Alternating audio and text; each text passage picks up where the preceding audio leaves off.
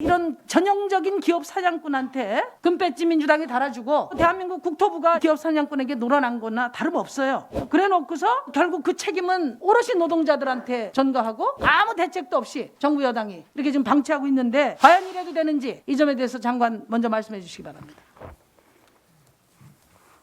이상직 씨의 본업이 뭐냐? 지금까지 살아온 과정을 보니까 전형적인 기업 사냥꾼이더라고요, 이분이. 과거 경력을 제가 일일이 말씀을 안 드리겠습니다만 이분의 범죄 이력을 보면 주가 조작과 적대적 M&A를 통해서 돈을 빼돌리는 횡령 배임 혐의가 있어요. 횡령 배임죄는 형님이 대신 고를 치렀는데 그 판결문에 보면 감경 사유로 실제 돈은 동생이 가져갔기 때문이라고 써 있습니다. 이분이 2007년도에 이스타항공을 설립했어요. 그리고서 2008년 총선에 민주당에 공천 신청을 했어요. 물론 안 됐지만은 몇 달 있다가 국회의원 될 사람이 항공사를 설립하는 게 상식적으로 말이 되는지 여러분들 생각해 보시기 바라고요. 만약에 이분이 진짜 정치를 하려고 생각했으면은 이스타항공 설립이라든지 당시 새만금 관광개발 각종 이권 사업에서 손을 뗐어야 맞죠. 근데 이런 사람을 이제 민주당이 정치인으로 이끌어 놓고 지금 사태가 이렇게 커지니까 탈당시켜서 우리랑 상관없다 이러고 있는 중입니다. 저는 이제 국토부에도 책임이 크다고 봐요. 첫째로는 항공사업에서 가장 중요한 자산이 뭐냐면 국제항공노선이잖아요. 노선. 이스타항공에 많은 편의가 있었다고 생각해요. 그러니까 이스타항공이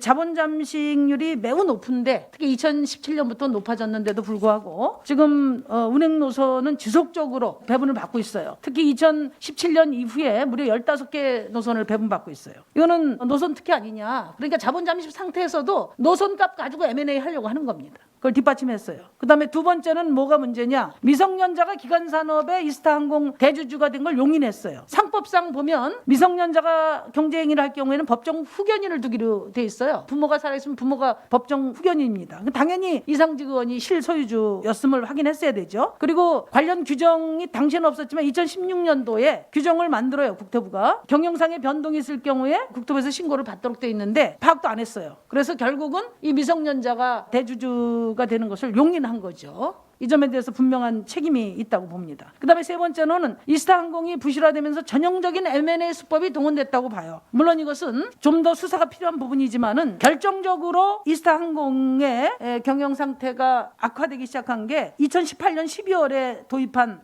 보잉 737 맥스 임차예요. 이게 2대 비행기를 임차했는데 2천억입니다. 어마어마합니다. 근데 이거 연속 추락 사고로 기체 결함이 의심이 됐던 거예요, 이미. 근데 이런 거를 2천억씩이나 주고 임차를 해가지고 지금 주기장에 제대로 알아보지도 못하고 지금 서 있어요. 그래서 인천국제공항이 1년간 3억 4천만 원 상당의 주기료를 지금 면제를 해주고 있어요. 근데 왜 이게 중요하냐? 이미 기체 결함으로 사고가 그 이전에 났던 비행기를 이스타가 도입한 배경이 뭐냐? 사실상 기체 결함이면요, 리스사에 손해배상을 청구하고 리스가 물어내야 돼요. 말하자면 쓰레기 비행기 도입해가지고 돈 뒤로 빼돌린 거 아닌지. 그다음에 고용유지 지원금 못 받는다. 고용보험금 5억 안 냈어요. 사실 5억이 없어서 안 냈겠습니까? 그런데 안 냈어요. 그리고 체불임금 때문에 또 고용유지 지원금 못 받는다는데 이거는 유급휴업이 아니라 맘만 먹으면 무급휴업을 해서라도 고용유지 지원금을 받을 수 있어요. 근데 왜 안 했냐? 왜 보험료 5억도 안 냈냐? 그거는 M&A 해서 팔아먹어야 되기 때문에 어차피 인력 감축해서 돈 빼놓고 노선 가지고 제주항공하고 M&A에서 팔아먹기 위해서 한 게 아니냐? 결론적으로 말씀드리면 뭐냐면은 이런 전형적인 기업 사냥꾼한테 금배지 민주당이 달아주고 대한민국 국토부가 기업 사냥꾼에게 놀아난 거나 다름없어요. 그래 놓고서 결국 그 책임은 오롯이 노동자들한테 전가하고 아무 대책도 없이 정부 여당이 이렇게 지금 방치하고 있는데 과연 이래도 되는지 이 점에 대해서 장관 먼저 말씀해 주시기 바랍니다.